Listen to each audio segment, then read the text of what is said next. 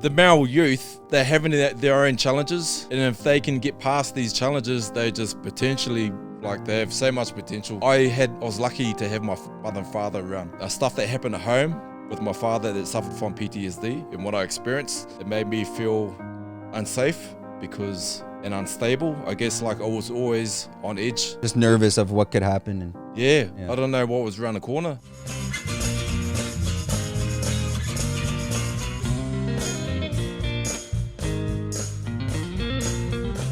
Welcome to Fruiting Body Podcast with your host, Brendan. Today we have an absolute OG pioneer of the UFC. It is James Te Huna. Now, we're going to be diving into James' story, but more specifically understanding... Now, we should have called him Jamie. We talked about that.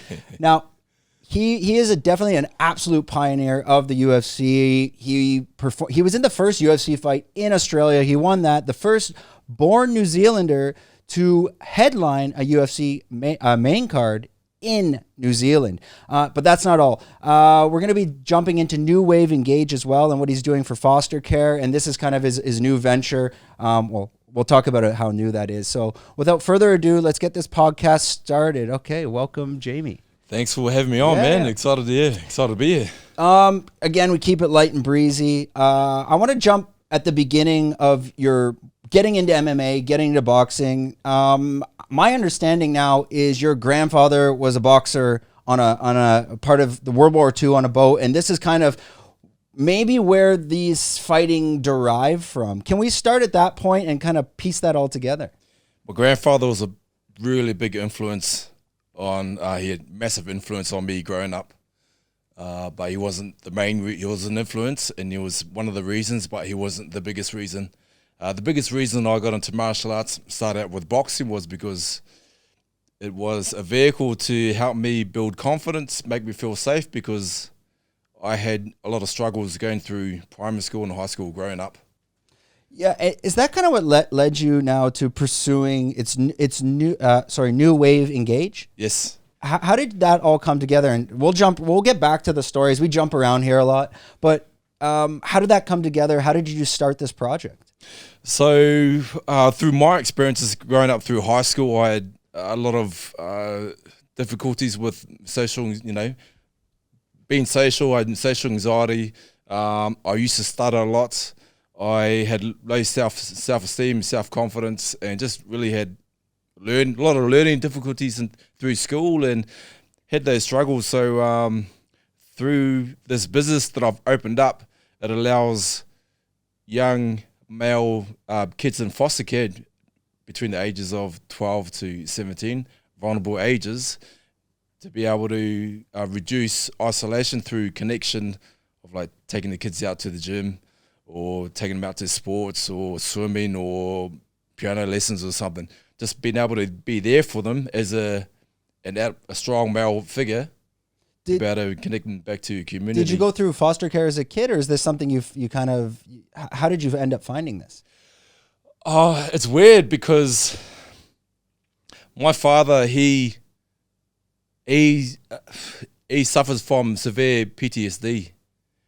When he was 12 years old, he witnessed his mother being murdered by his father, and his father then suicided. My father saw that, and his two older sisters. So my dad was 12, he saw that. He'd been passed around to family members, stuff happened there, he got traumatized again. Then he's out in the streets. He's just, trying to survive pretty much, hustle and survive, and he was that street kid.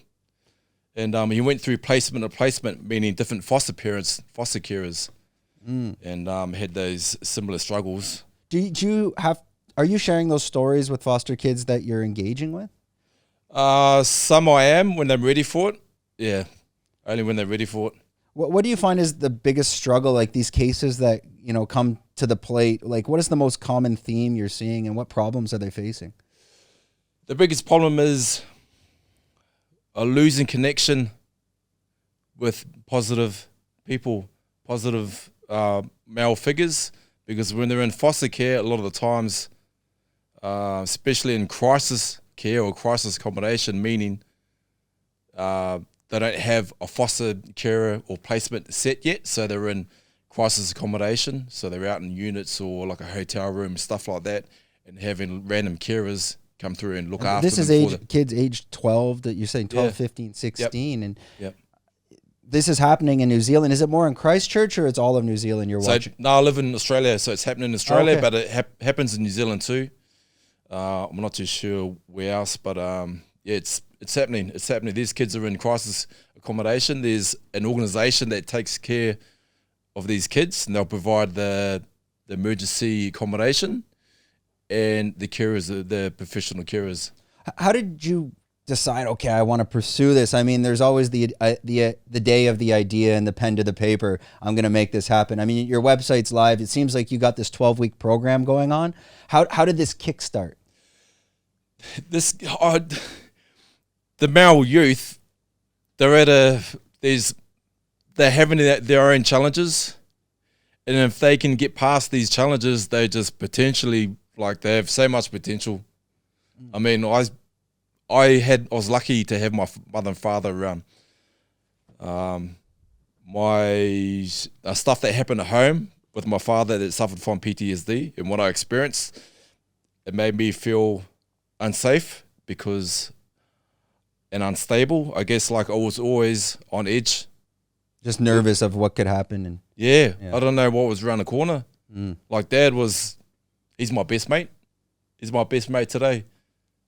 Back then, awesome father. We just didn't know when he was, going to be triggered from what he experienced. And I was on edge and I felt safe. And then I was, learning difficulties, all that stuff. And I took to boxing. And my main driver was, that's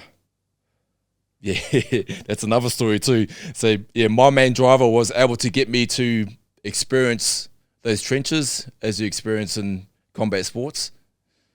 And I was able to, like, get quite good and do quite well. Was it a way of, preparing yourself for, like, the self-defense? Because maybe it's a ticking time bomb. And were you pursuing, I mean, you went into a gym when you were about 12, 13?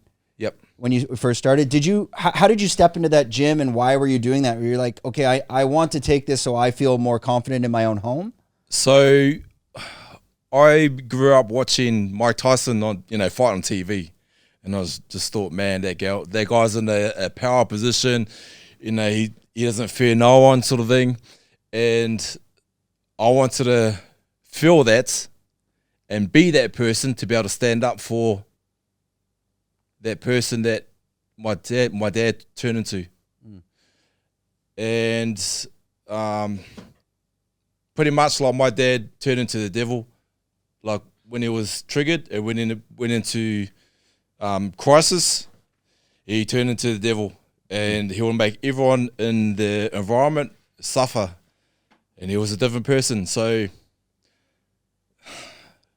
I trained myself pretty much every day to be able to face the devil, and that was my driver. Now, were you coming from a big household? I mean, was there a lot of people in the home? I mean, usually, like, Samoan families, Maori families, it's huge families.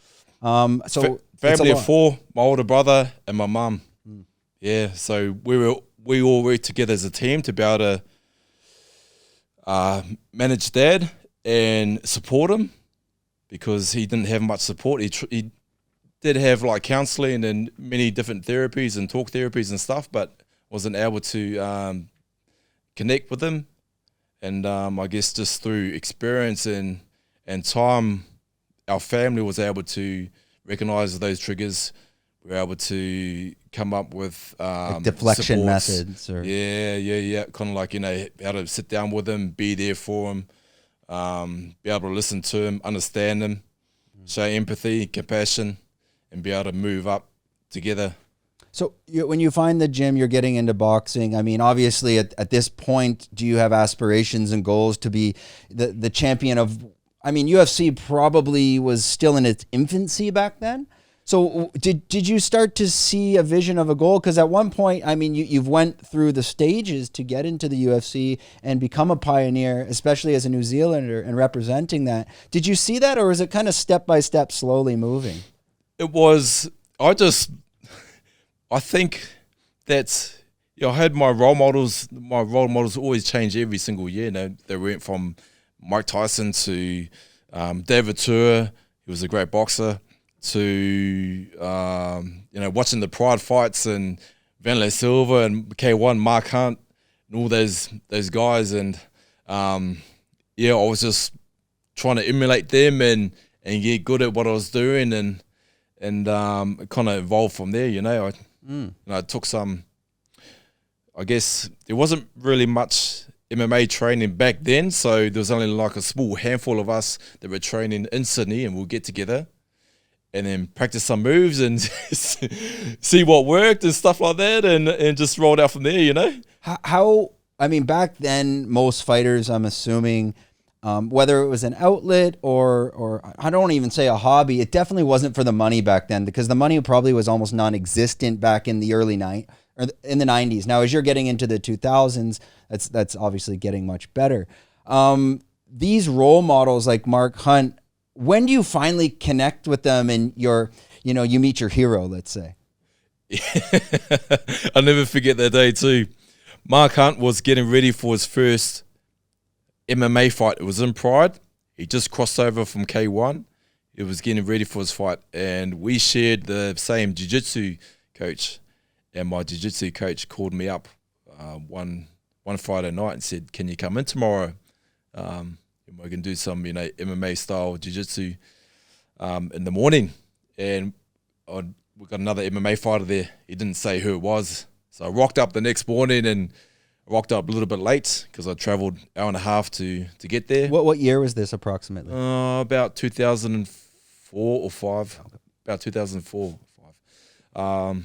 And I rocked up to the gym late, and I've walked upstairs, opened the door, and there's my idol, Mark Hunt, jogging around, warming up. We've already started the warm up, and I looked around, and it was just me, him, and our coach. And I put my bag down and played it cool. Jumped straight in and started jogging, and we kind of rolled on from there. Wasn't a fanboy. Left that on the out the door, and just got straight into training, and just relationship evolved from there. How important was he as a role model in your career? Massive. He's a huge role model. He is himself. He hasn't changed. He stands up for what he believes in, and he's staunch about it too. And I like that about him, especially like now, what he's been through the last few years. With the Lesnar and the USADA bullshit and the fighter. Yeah. I think that's so good. And a lot of people kind of look past that. Oh, it's a fight worth not fighting. But he knows it's not right. I know that's not right either. It's not fair. And he's standing up for what's right. Trying to make that change. Have you talked to him recently? I mean, it's almost, I don't want to say it, like Dana White kind of also gave him like the double fuck you. It's like he loses his case and they expel USADA all within a very close amount of time. Has he spoken about that, or are you? No, I haven't. Yeah, it's very. What are your thoughts on that? Because it's very strange how that occurred. He loses his case and then they get rid of USADA. It's almost like within 2 months. Yeah, no, something going on. Yeah, I just can't work it out. I need some time. Yeah, I think it's probably the Connor thing. They're just like, fuck. Well, he's not passing any piss tests. Yeah. Back when you were again being the pioneer and getting involved in it. I mean, you've. I know their losses, but you went toe to toe with your Shoguns, your Glovers. I don't know how to bring that up, because they're like, thanks for bringing up all my losses, right? I've had Mike Swick on, and he's like, well, don't bring up all my fucking losses. I'm like, yeah, but those were the top of the top guys. When you're going through that and you're deep in the woods at that point, those guys they're still not the legends that they are today. When you're approaching them, how are you preparing for that? Especially when you're going like against a Shogun, a Gustafsson, a Hector Lombard before even the UFC. Hector, I don't know much about. Like, he was just a rising star that was finishing off people. And around that time, I wasn't really paying much attention to him. I was just doing my thing, and jumped in short notice about to take a fight with Hector on a few days' notice, and first kind of southpaw that I fought, and got taught a very valuable lesson from that fight. Shogun, man, I've been a massive fan of his since Pride. Like, man, I am a massive fan of Pride. And when actually I asked for him, I was on a bit of a win streak. I was on a 4-fight win streak, like a young hot prospect. And I asked for Shogun. I was the one to put up the hand. I suggested to my manager at the time. I said, "Hey, maybe Shogun." And there's a lot of Brazilians in Brazil and Australia, and the UFC's coming to Australia pretty soon. So ready to go. Yeah, made that happen. How much of a rise? Like, was he past being a rising star at that point? Like, he's cemented himself. Yeah, he cemented himself. I think he had like a loss or something, but then. The Shogun that I fought, he was in pretty good shape, man. And the Shogun that I know from what I've watched and witnessed of his fights, when he's fighting regularly, he's on a roll. He goes very, very good. He's at the top of his game. But then if he has a bit of a spell, it affects him massively.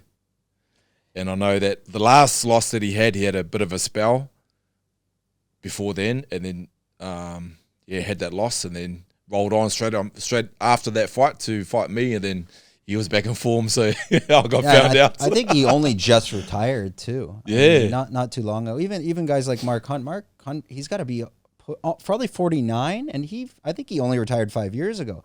I mean, some of these guys they keep going into their 40s, which is remarkable. I mean, you can't even fathom that. Back in the day, so I mean, your time frame is kind of like 2008 to 2015, 16-ish? Yeah, 16, 2000, 16. Today, they didn't really have testing back then, and that's what Mark Hunt's fighting for. And I'm sure there's a lot of like unwritten rules as fighters, like, don't talk about Fight Club. Was this prevalent, like in like steroid usage back then, where who was on it? You might have known who you were fighting that could have been on it. Like, was that widely known back then?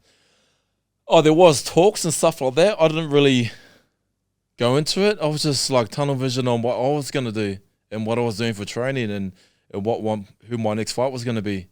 So I wasn't really around it enough, or probably wasn't in a conversation, but I just didn't retain it at all. See it in the gyms. I'm sure places like Australia, because Australia's fairly strict, I mean, for these things to get into the country, but the US and especially places like Brazil, I mean, who knows what's going on in Brazil? Yeah. Would you see this in the gyms, or is it kind of hidden? Like, people if they are doing it, they're keeping it very quiet. Yeah, no, it's conversations that's not really, talked about. They just quiet. Yeah. Your connection to Thailand. When did you first start? I mean, you came here 12 years ago. Was that for training camps while in the UFC? Yeah, I would have started back in 15 years ago. Then started coming every year, more frequently. And I came here because of fight camps, man. In Australia, the fight camps back home in Australia wasn't really big enough. So I knew that a lot of people from around the world were coming to Thailand to, prepare for fights or, upskill themselves. And I just thought, yeah, that's what I want to do. Tiger? Yeah. To Tiger. Now, who was the first one, or was it just in general you're watching people flood to Thailand and you got the idea, maybe I should be going there? Oh, I had some friends that went over there, and they're just friends, talking around the gym, and then I guess you get a bit of like bit of influence from them, and you trust them. So then you do your own research online, and yep, that's the place. How did that work with like your head coaches? Like, you have your home gyms, and then it's kind of like, you're going away for a training camp. Was there any like, confrontations there, or the coaches allow that to transition easily? I was my own head coach, I think. Because back then it was like, MMA was pretty small, and there wasn't enough experienced coaches for you to be able to trust. And it was me in that cage at the end of the day. It was me doing the work, so I couldn't trust anyone else, because I'm like, what experience have you done? What experience have you got? Have you actually been in there? Yeah, probably. So I couldn't trust no one. the coaches probably, I mean, with MMA still up on the rise, probably even the coaches themselves, the strength and conditioning coaches, they didn't have that extensive experience in MMA to even pass on knowledge, I'm assuming. Yeah, they just had that specific area they were expert at, and that was about it. What was it like? I mean, so which year did you come to Tiger? 2008, 2009? Yeah, it would have been around that mark, yeah. What was the soy like back then? I mean, now I know we're going to make you feel old. Don't worry, I'm 38. I'm getting there too. I definitely look a lot older than that. Could you give a be as descriptive as possible showing up at Tiger at that time? What did it look like? It was, I remember, I guess I was in that fighting game at that time. So I had my head down and knew that there was going to be some people there for a fitness camp and some people there for a fight camp. And it was a really good experience for me because it put me in an uncomfortable environment, it was very, very humid. Yes. And as we felt it today, right? Yeah. And I'm born and bred in New Zealand. I love the cold, and, that's my thing. I operate really well in a cold environment, and I was way out of my comfort zone, and I struggled, but it was those trenches that I needed to fill, and I picked up a lot of... Got like a few good relationships out of my time there, and a lot of people were so welcoming, that community there. Was it Joey explained, she was on 2 weeks ago, there it's like the soy was just like rubber plantations and Tiger was kind of a bamboo hut. Is that what it looked like when you first arrived? Yeah, there was like no walls. You can see the bush behind you, and it was just all kind of developing from there, I guess. Yeah. Yeah, it's kind of like this mystery gem. Even back then, to show up, I mean, what the hell? Who came here? I know Robert Huerta? Yep. I think he's one of the first ones. I haven't had him on yet, but I'd love to have that conversation. Just like, yes, there's MMA training at Tiger in Thailand, but who was the first pioneer to like open this door, and then the floodgates came? Van Dam. Sport.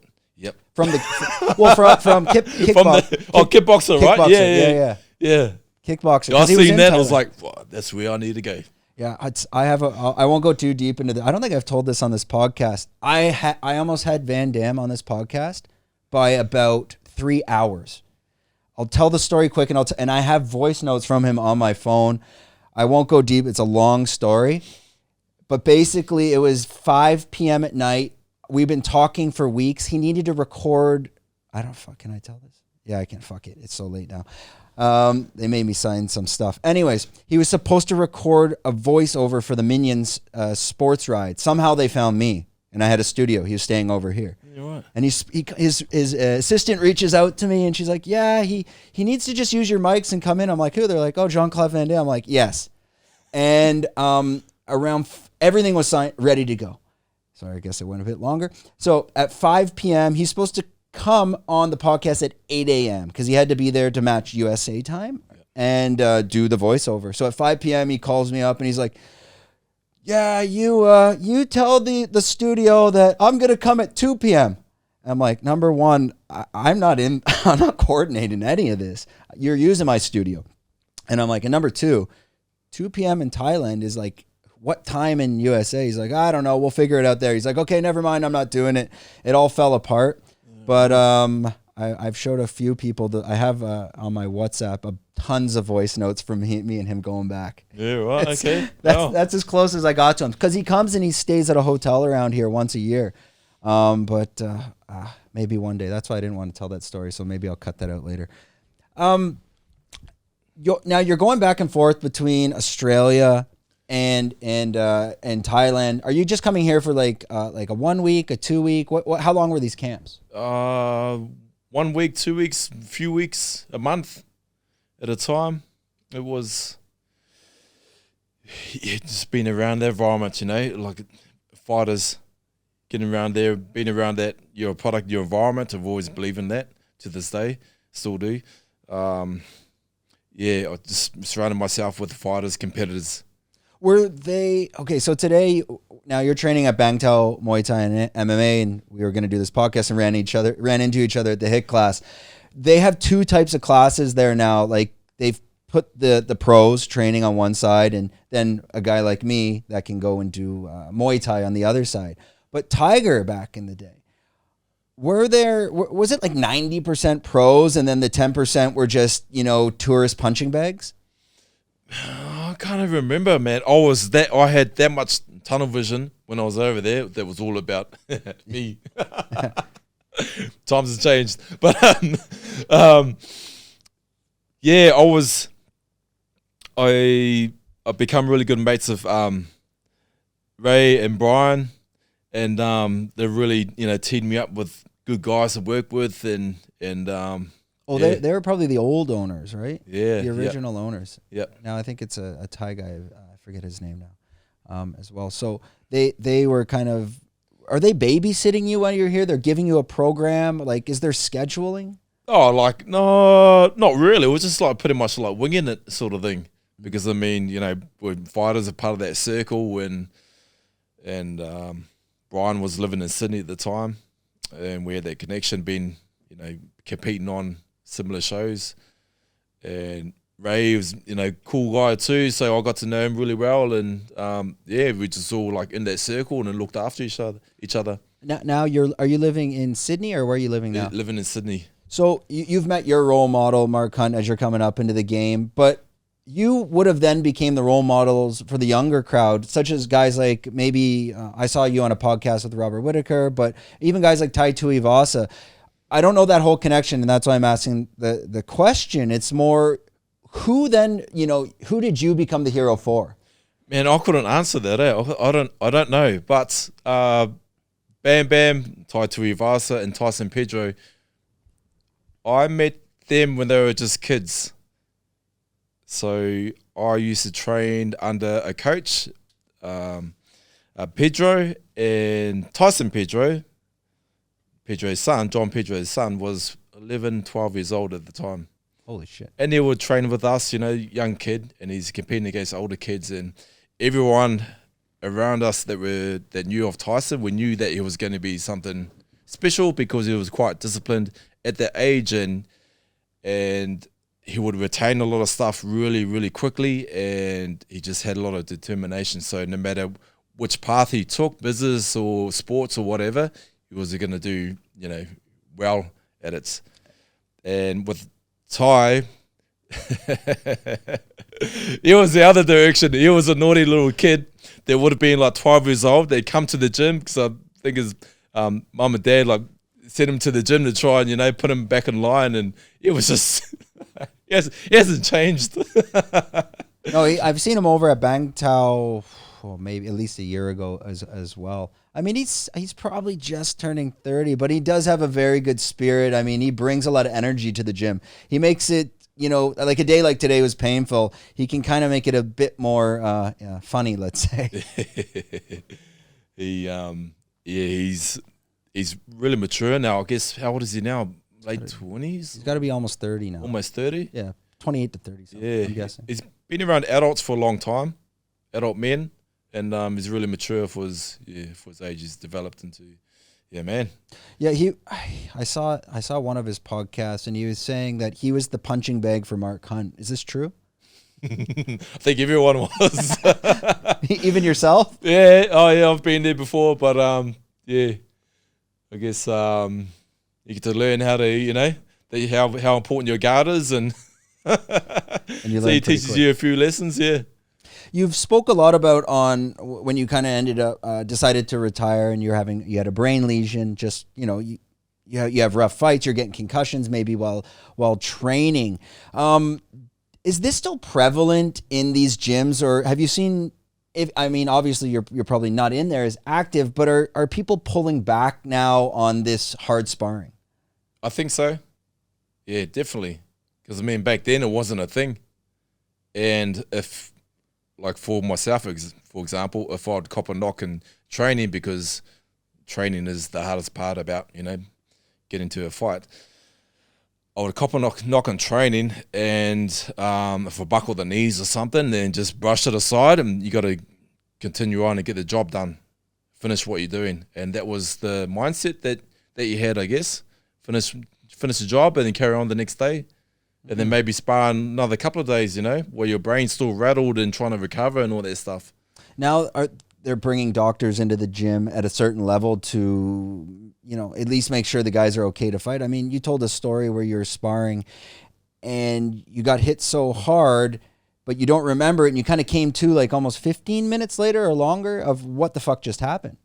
Yeah, like I was kickboxing sparring, and then the buzzer went to end the round. So I've walked off. As I heard that buzzer go off, that's when I've come to. So I started walking off. I'm thinking, fuck, where am I?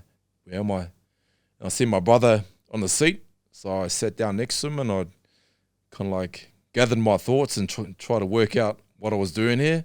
And I leant across to him and said, hey, what the fuck happened? Did I get hit or something? And he goes, yeah, well, you know, like half an hour ago or something, you got hit with a head kick and you buckled, but you carried on, you were sweet. I was like, fuck, I do not remember even getting here. I've only just woken up when I heard that buzzer.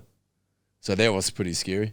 And your peers, the people you're training with, I mean, back then, would they be like, okay, yeah, you're good, let's go train tomorrow? Or would they sit people down and be like, I think you need to take a week off? No, they wouldn't, because I guess, you know, I was there, I was my own man, I was saying, hey, no, I'm sweet, I'm cool. I'm like, when you cop a knock, like as a guy, you like try and, you know, no, you didn't get me. And you're like, trying to hide it sort of thing, you know? But that's I mean, how it was. Clearly they see the impact, right? I mean, you call a spade a spade. You're looking at it, you're like, I don't know if you're going to be all right now. But now I think coaches are going to be a lot different. And the training partners as well, if they see that, then their voice is going to have a bit more weight now and, you know, authority, I guess, through this concussion thing that's come to light. Yeah, and you need peers in the gym that look out for your best interest. Going through those careers, like you said yourself, when your ego is taken over, nothing's going to hold you back. Yeah, it's like, I guess you don't want to see yourself being in a vulnerable position. So like trying to brush it off and like I'm this, you know, I am a warrior, so I'm gonna, you know, get back on my feet and continue on. But I wish I had that. I wish I had someone that would, I guess, tell me off Like, when I wanted to continue. You know. Yeah, like slow down. That's enough. Yeah. Maybe someone did, but I was just like, oh no, and then I'll go somewhere else and spar another 10 rounds or whatever. After your MMA career, are you actively working with neurologists to kind of watch maybe every 6 months just to monitor to see, hey, do I have CTE? Is everything intact now? What do I need to make sure that, you know, something doesn't catch up to me later in my life? Yeah, this is a scary thing, man. Like when I copped that last knock, I copped 2 knockout losses, and the last one looked like a tiny little punch. Even in training for that fight, I would cop like a jab or something. I'll wobble at the knees. Like my jaw pretty much like got really vulnerable, and I guess I needed that rest. I didn't give myself enough rest to be able to, you know, recover from those knocks. And it was. I went to see a neurologist, and he was an expert in his field, and he used to work. He worked with a lot of different athletes in contact sports. And he pretty much said it to me straight. And you got to think about your next steps. You got to think about like contact. You got to think about like what you do for yourself in the coming years. Actually, as in like, you know, your life choices and stuff like that, and you know, negative, positive attitudes, and toxic ways of like alcohol and drugs and smoking. So that put me off. Like I haven't gone that route. I went the other way and started doing my own research and learning new techniques, coaching, developing as a coach. Just living a healthier lifestyle. Yeah, you're saying that. I mean, even with the lesion, it's kind of like a scrape on the knee, but it's maybe not going to heal on the brain. I think it would, through those books, say the brain does through neuroplasticity. It does change and it does heal, depending on what you do for yourself, I guess. Yeah, it depends. And that's why we're doing Lion's Mane. It promotes nerve growth factor. but we do like super high extract quality stuff. The biggest problem is the pharmaceutical companies. They want to suppress it because they want to sell you Alzheimer's, dementia medicine, whatever they can patent. Now you've been involved and you're well respected in the NRL, and you're doing wrestling. It's like wrestling contact coach for rugby players, essentially. Yeah, it's pretty much like a tackle. Are you still involved in that actively? Yes. Yes. Can you speak a little bit about that and what it's all about? Man, I'm first of all, I'm so lucky or thankful to be a part of NRL teams of just going from the UFC to straight into the NRL rugby league comp, and they are the best rugby league players, well, in the world, I think. And going coming from an individual sport into team sport, man, I've learned so much. It's just been a massive, massive eye opener. What the team sports, what they have in place, their systems, especially for protection and just everything about a lot about performance, how to set up the athlete before he even gets out and starts training. What's your role and responsibility? Are you working with many teams? Are you moving around? Nah, so I'm contracted to one team called the Penrith Panthers. Mm-hmm. And I am a contact wrestle coach, so I help with pretty much like tackle. So there might be like a one man, like a tackle with a ball carrier, and we've got a defender who's making the tackle. So when he on contact, he's trying to use the most efficient way to be able to slow the man down, put him on his back, put him in a bad position, so that man has a long time to stand up and play the ball. Do you have a rugby background, or are you teaching it from your MMA side? Man, I had a rugby union background, but I didn't actually play rugby league. Ah, okay. So I came into the game and said, hey, I don't know rugby league, but I will analyze it and I will get good at it because, I value the stuff that I teach. And I was just around some really good coaches that were able to share a lot of information with me and just develop from there over the last 7 years. And with Penrith Panthers this season, and we just won the grand final a couple of weeks ago. Learned so much about team performance and high performance, actually. How many people are involved? Yes, you have the players, but like outside of that, in terms of the coaches, you got a head coach, you got an assistant coach. You got a wrestling contact coach. You probably have mental coaches. How many people are you working with? Man, I'm not too sure, but I think like the team coaching staff is anywhere between maybe 10 to 20 or more. I'm not too sure, but it's pretty serious, and it's awesome just learning what everyone's role is and how they connect and how they work together so well and how the culture is, and just everything comes into play. Do you have boots on the ground, like you're at the games as well, so you can talk to the players as they come off, or is it more technique and strategy and practice? Yeah, more technique and strategy and practice, but being there as a team too, like having that connection with the team, that's huge. Everyone's connected. There is no separate, groups, or no one's isolated. Everyone works together as a team, and when you work together as a team, you can reach quite high. Coming from like a MMA fighting background, when you go and you win the fight, it's more today they have bigger teams. It's a bit different, but for yourself, you're kind of celebrating with yourself. That first feeling, you've won the championship, celebrating with teams. Can you describe that? It's a hard shared emotion. Massive like accomplishment, knowing that you've just been through the trenches for the last few months preparing for this fight. Massive relief. I have all this weight taken off my shoulders. I can relax now and have a proper night's sleep. And it's just a scary thing for me to get inside that cage, walk inside that cage. Yeah. Everyone's different, but for me, when I walk into that cage, I'm scared shitless. I'm scared as it's like one of the worst things for me to go into. And I guess like that for me walking in was me facing those obstacles when I was a kid. Yeah, I've been in a couple fights in high school, definitely got my ass kicked, but some of the people that I fought later, we're friends and we've had conversations. And you would think they were the tough guys, but they've always told the story. They said, actually, every fight I went into in high school, they would say, I was fueled by fear. I had no way to run. So the fear fueled them to get through the fight. And they kind of just went into that tunnel vision. Is that something similar? Yeah. Yep. It was from those experiences in childhood, I would be that scared and that vulnerable and just, man, I couldn't even breathe. Like when stuff went off at home. Yeah. No, I got you. Don't worry. And yeah, I wanted to have that be that person of have enough courage, enough strength to be able to, stand up for my family and be able to stop anyone from getting hurt.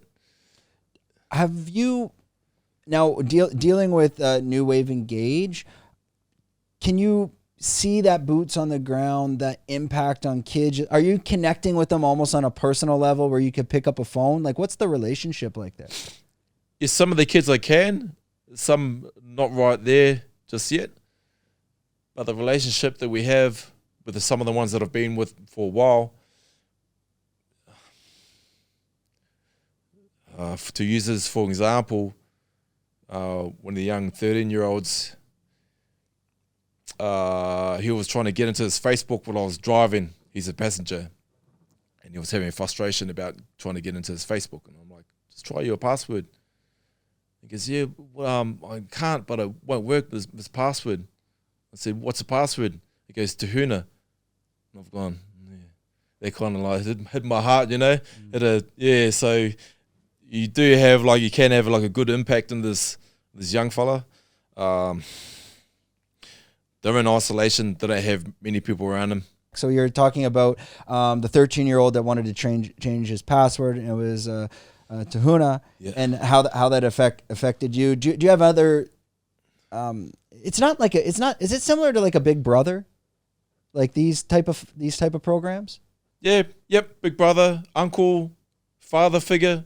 Well, they're in the USA. It's called Big Brother. They call it. Oh yeah. Okay. You have to watch the movie. You might get a laugh from it, but it's called Kingpin with Bill Murray. Do you know who Bill Murray is? Yeah. Okay, Kingpin with Bill Murray. He does there's a part in it where he's the big brother, but every kid he's looking after, the mom's like this blonde with fat tits. So he's like, he's like, I want to help out little Jimmy. And then they frame to the mom is. The kids that you're helping out with, in foster care, are they, what does that mean? Like, are they orphans? Their parents left them, their parents have passed away, or there's drug problems? What's the usual story? I can't describe there what it is, but what I can say is the parent isn't capable of being able to look after the young guy. It could be a mix of anything. Yeah, it could be anything. Yeah. Anything along those lines. Yep. Okay, we got about 10 minutes because we've done good. I think this has been a really good podcast. I have a personal question more about being the Maori, your Maori background. I'm sure there's information on YouTube. I'm sure I could watch this after, but coming, from yourself, can you explain a little bit about like the Maori tattoos? How do they earn them? What they're about, and let us know about that whole side of the world, because I think a lot of people, and maybe it's a bit long-winded, they will kind of mix all the Polynesian islands like Tonga, Samoan, Maori, and they might think of them all as one, but it's very different. Can you talk about specifically for Maori, what is it? What does it represent? And even the whole tattoo process? So New Zealand Māori people were the most tattooed people in the world. And it's called tāmoko, the tattoo. It's our identity. So it explains many things. It explains where we come from, talking about our past generations, who we are today, where we're going. Every line, every curve, every marking represents something, and it's unique to that wearer. So you will never see one tattoo on another person exactly the same. So everyone has their own story, their own journey, and where they've come from.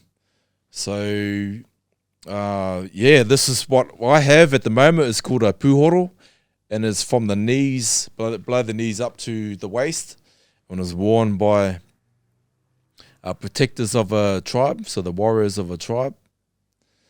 And it's pretty much like on my puhoro, I have 800-year-old recording of my lineage. So it goes back that many years. And you can follow that back? There's history, like Yes. you're able to find that? Yeah. How so? I mean, 800 years, you're talking, I've done a little bit of research on that. Like the Maoris, they came over, it's got to be around 1300s. Yeah. Coming to New Zealand. Yeah. How did you trace that? Through the creation and everything, it expands from there through stories. Yeah.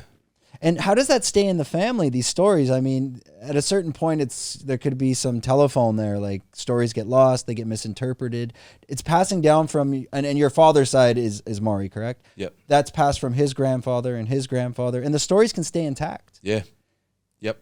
Your storytelling and Māori culture is similar to the many other Pacific cultures, and even the Australian Indigenous culture, the Aboriginal culture, same thing. The stories are passed on from generation to generation.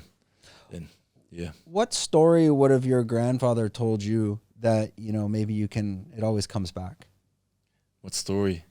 Like, is he telling you stories of the past, of like, kind of more tribal stories that they would sit you down and tell you something, that it's going to have a different meaning to it? Obviously, maybe it's not even literal. Yeah, my grandfather's not on my New Zealand Māori side. My grandfather's on my Mother's side. Yeah, my mother's side.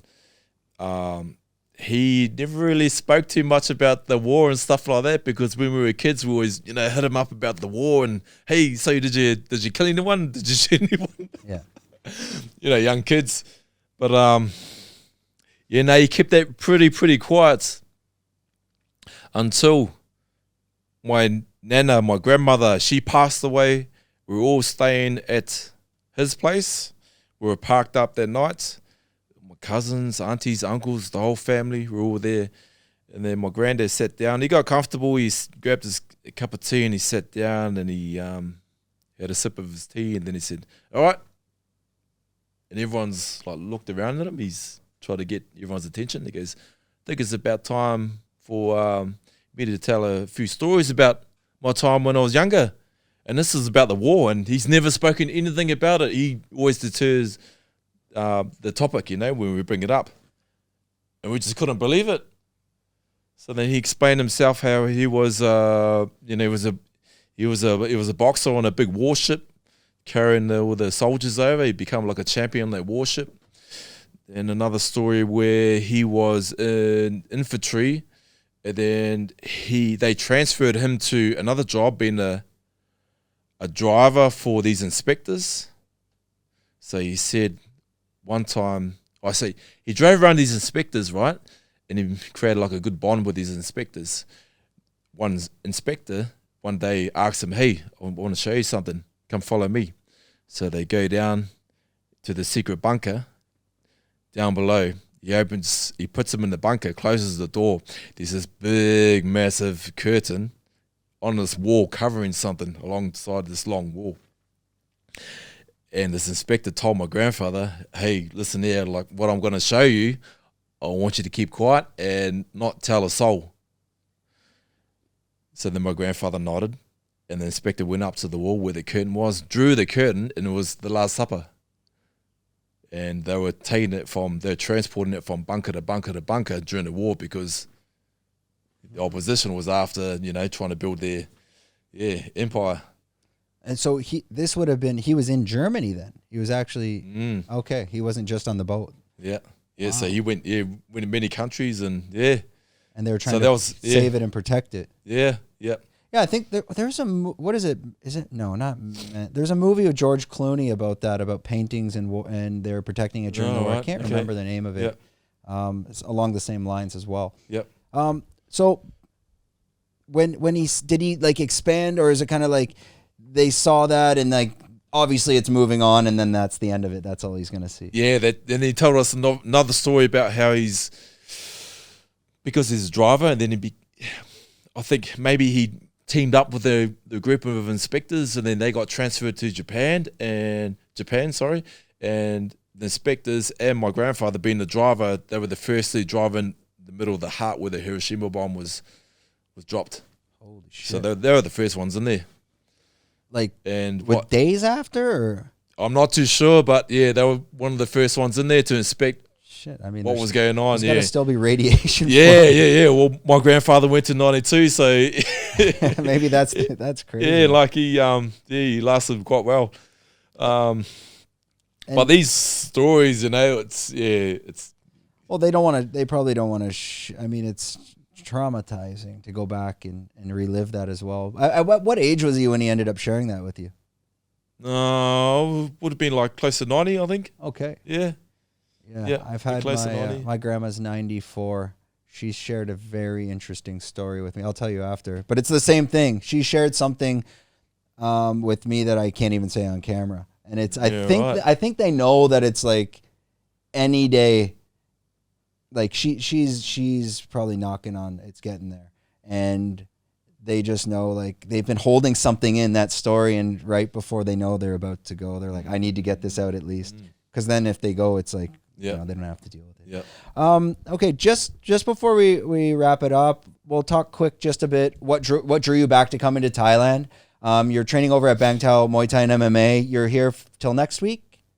Yep, till next week. Just came over here pretty much for a 7-day training holiday. So different goals this time. I'm 42 years old, so this is all about running the business back home in Sydney. And Sydney life is, if you're not too sure what Sydney's about, it's pretty much like work life and like 100 miles an hour, and you have to be on the game, otherwise you miss the boat. It's all about work life. It's fast over there. So that's this trip over here is a breakaway, a training holiday. I know the exercise is really, really important. And we came over. I came over with one of my mates, and he's all about training as well. And this is all about longevity for us, and being able to get back to Sydney, and then be effective in our work life and everything else. Yeah, good to break it up. And if you're coming with another buddy that's going to train, because Thailand, things can get out of hand quick as well. Been there, done that sort of thing, experienced that, and this is all about, this is different goals now, so hangovers for us hit us a little bit too hard these days, so can't handle it. Yeah, you get a hangover, it might last the whole trip, especially in this heat. Yeah. And how did you decide Bang Tao? So Frank, and plus all the boys come over, like Frank Kickman. Yeah. Okay. Yeah, so we know Frank quite well over the years, and the boys come over, Tai Tuivasa and Tyson and Mark, and it was just we're on a socials, we're scrolling, we see the posts, and it's somewhere that we can trust, and we can find some run into some similar heads. What do you think of the gym and the location? Awesome. Man, I love how it's all spaced out. I love how big it is. Lots of space. Very simple to operate. And it's just very effective. And close proximity to the beach. I mean, we're on Surrey Beach. You said you were just over at the beach before? Yeah. It's gorgeous, eh? Yeah, man. That's the thing. Like when you're in Chow Long and Tiger and whatnot, nothing against them. It's everything's so far from the beach. It's like 20 minutes. I mean, it's crazy. Here, it's like you're in Bang Tao, you walk out the door, drive 2 minutes, and you're right at the beach as well. Yeah. Okay, well, I won't leave your buddy hanging. Anyways, it's too bloody hot to do anything in Thailand right now. This is the perfect time for a podcast.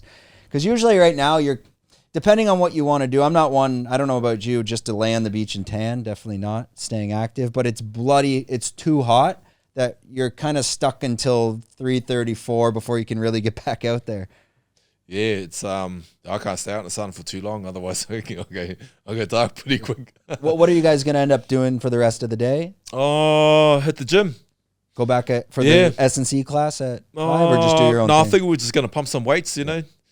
Old dinosaurs gotta stay in shape and prevent I might our force for them in the future. Yeah, I try to. It's nice to. I like how they have all the racks. Usually, I just use the squat rack, whether it's bench or squats. But it's good in there because I have a membership at a gym next door. But I just like to do squats and a little bit of bench press. But when you're in the aircon, you're not. When you're doing my type of workout, I'm not even sweating. What's nice over there is like it's so hot. At least you're getting a sweat in, and the community is really good as well. Like you're able to interact and talk with people and learn from them as well. Okay, that's gonna wrap up another episode. Right before we cut, I'm gonna shoot it over to this camera there. If you can just let anyone know, maybe if they're in Sydney, if I don't know if you guys take donations or anything, what you guys are doing on New Wave Engage, or if people wanted to help out as well. If you can share all that information to this camera there, and we'll put links in the description. All right, cool. No, that's cool. I work with a government-funded agency, and yeah, I deal with them.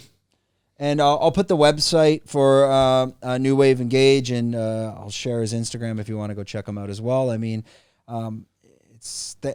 again, thanks a lot for coming on, but it's interesting to meet the OGs from the game, because a lot of the guys that are following you and when you're training with Frank and them, I mean, you are probably their role model as well. So, yeah, it's great to interact with these pioneers. I'm not trying to make you sound old. I was trying to go around in a circle there. I'm old enough as well. I feel old. All right, that wraps up another episode. Thanks a lot for watching. Don't forget to like, subscribe, do all that stuff. We're out.